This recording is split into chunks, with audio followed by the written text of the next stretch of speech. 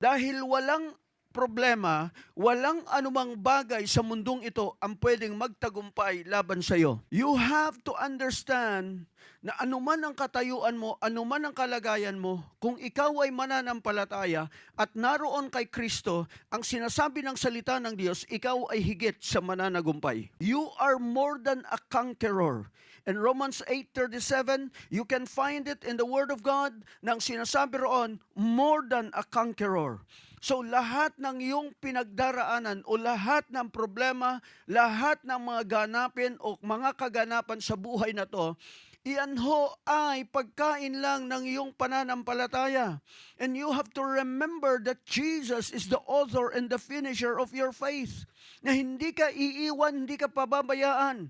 Na sinimulan ng Diyos sa buhay mo ay hindi ho niya bibitinin. Hindi ka niya ilalagay sa isang alanganin and then bahala ka na sa buhay mo. No, you are a child of God. You are precious in the sight of God.